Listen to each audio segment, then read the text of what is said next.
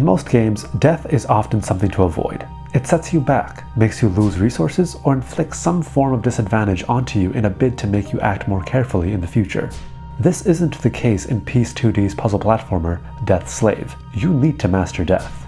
In fact, in Death's Slave, you must die many times to complete it. But before you say, ah yes, finally, a game I can play, be warned that purposefully killing off your character isn't always as easy as it sounds. In Death's Slave, you're an immortal who, when they discover that they can awaken new powers by killing themselves in certain ways, decides to embark on the journey to save someone important to them. I did feel like Death's Slave lacked in a compelling story. In fact, I had completely forgotten that we were even fighting to save someone in the first place until the end segment when you reach your destination and are quickly reminded of where you're traveling to. That being said, the gameplay is fulfilling enough that a fully detailed and fleshed out plot isn't really required, but it would have been nice to have picked up a bit more information throughout the game about your character's circumstances and backstory. There is a backbone for a really touching plot about your character's obsession to bring someone back from the dead, but it would have been a little better for this theme to have been brought up throughout the game. Death's Slave's gameplay reminds me very much of Hollow Knight, especially with its grueling platforming, tricky variety of enemies, and selection puzzle-solving powers which you will pick up along the way. It's incredibly challenging, though has an evenly paced difficulty climb which weans you in gently to the harder platforming and puzzles. Death's Slave comes with a plentiful range of creative enemies which will keep you on your toes throughout your journey, ensuring that you never get too bored or comfortable with its obstacles. My favorite enemy type were the mimicking shadow enemies, which appear as a shadowed copy of yourself and will mirror where you intend to move. This means that they don't copy your actual movements but the keys that you press. So, if you run into a wall, your shadow will continue walking in the mirrored direction unless they come across a wall too. I love this idea as not only is the enemy tricky to maneuver around if you come face to face with it, it will kill you if you come into contact, but they can also be used to solve puzzles by tricking them into pressing buttons, and later on you come across a power which allows you to swap bodies with the shadows to get over obstacles that you physically can't work around yourself. Death's Slave has a unique gameplay mechanic of using death to make your way through the game.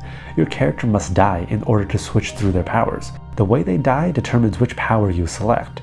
There are 8 powers in total, which you will pick up as soon as you progress, and you need to kill yourself with the correct method to access certain powers. You start off with High Jump, which basically does what it says on the tin. To walk on water and pass through certain obstacles such as pipes and grates, you can drown to use a power which turns you into liquid. Set yourself on fire to throw flame balls.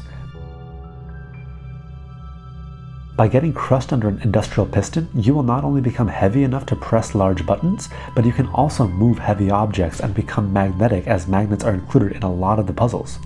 If you get struck by lightning, you can harness the power of the storm and use it to run quickly to or attack enemies with bursts of electricity. There are coffins in some levels which will turn you into dust, giving you the power to throw skulls at enemies and swap bodies with the mirroring shadow enemies. Getting impaled on spikes will allow you to latch onto certain walls.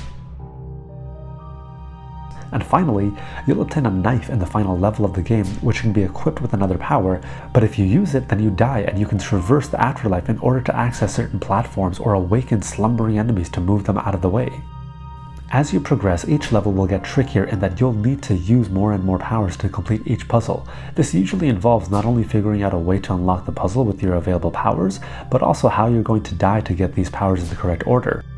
When you die, you'll respawn next to an orange flower, which are placed throughout each puzzle. Not only do you need to consider how you're going to die to switch to the needed power, but you'll also need to think about where you're going to respawn, as one puzzle will often have multiple flowers to spawn from in the later levels of Death's Slave.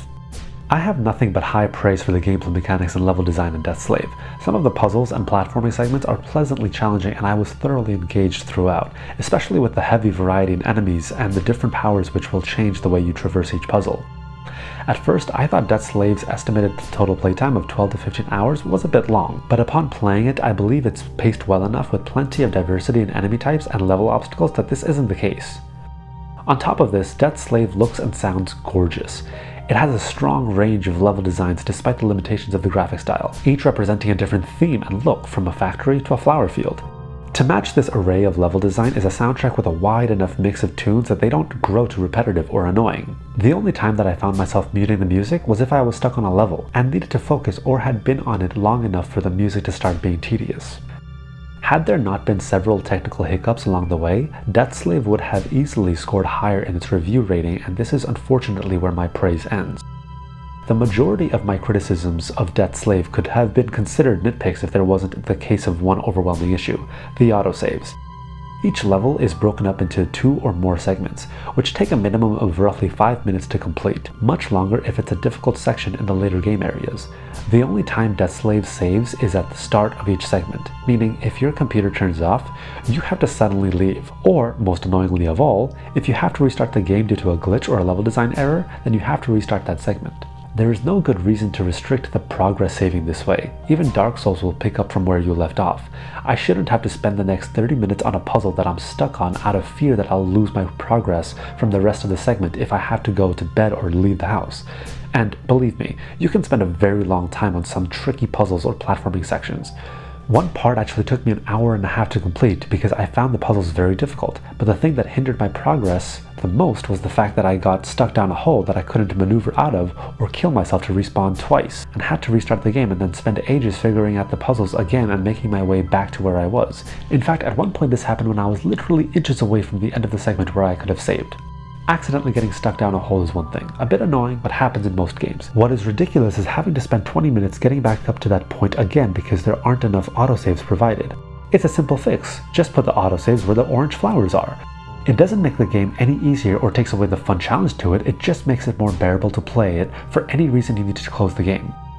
Unfortunately, this stressful error really brought down my experience of Death Slave and left a bad enough taste in my mouth that it affected my overview of it. I also encountered several occasions when the side-scrolling camera blocked off something that I needed to see. Sometimes this would be the flying blue enemies that drop down from the sky if they fly over you. They would often be flying out of camera and I would end up being killed by an enemy randomly dropping from out of view and instantly killing me. I noticed this was also an issue in some of the sections with the mirroring shadows when you need them to switch a button for you. Sometimes the button or the shadow would be off screen so you can't see what you're doing. Sometimes you would need to press a button to maybe remove spikes, but upon dying you can't remember if the button has been toggled on or off, and you would progress with the puzzle, only to realize that the button has not been pressed and you need to go back. A lot of the time, these faults would end with the player having to backtrack and reset the puzzle. My other criticisms are mostly minor bugs and glitches that may be patched after release. I did notice that the spike power doesn't work very well. When you're using it to cling to the wall, you need to either press the down key to drop off the wall or the spacebar to push off of it. Unfortunately, the spacebar action can be sometimes unresponsive or delayed, which gets a bit annoying later on in the game when you need to quickly move up and down the walls to avoid an enemy. I also spotted some frame rate issues during certain scenarios, such as when the character is walking over a piston, riding a boat, or traveling through a stream. The piston thing could be a little annoying as it would slow the character's movements during times when you need to act quickly. On top of this, the enemy hitboxes are a little broad, which can be bothersome if you have little room to maneuver away from them. There are also occasional delays in the death animation, which can sometimes lead you to thinking you've made a close call and gotten away with it, only for the death to suddenly happen and you've respawned next to the flower. I also noticed that sometimes if something was coded to spawn at a certain time, this would be delayed, which was only noticeable in later levels when time is more of the essence and sometimes you have seconds to make it across the level to avoid an enemy. An odd detail that I noticed once I had reached the end of Death Slave is that you can't just restart the game once you have finished it. When you've defeated the final boss and played through the ending, the game window just closes, and when you boot it back up again, you'll be back at the start of the boss fight.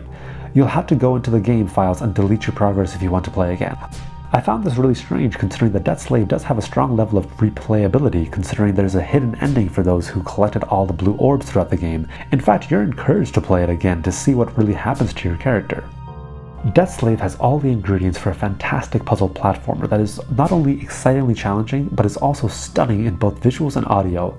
In total, it took me 10 hours to complete, though it has a predicted playtime of 12 to 15 hours. Despite this seeming like a long playthrough for a puzzle platformer, I found that it was well paced and had a good climb in both difficulty and gameplay variety. Without its faults, I would have happily rated Death Slave an 8 out of 10. Unfortunately though, its glaring lack of autosaves really dragged down the playthrough and made my experience incredibly frustrating at times, especially with the added bugs and glitches. Jess recommends Death Slave, 7 out of 10. Death Slave very nearly became one of my favorite games of the year, though the glaring problem with autosaving really hindered my playthrough and put a damper on what is otherwise a fantastic puzzle platformer.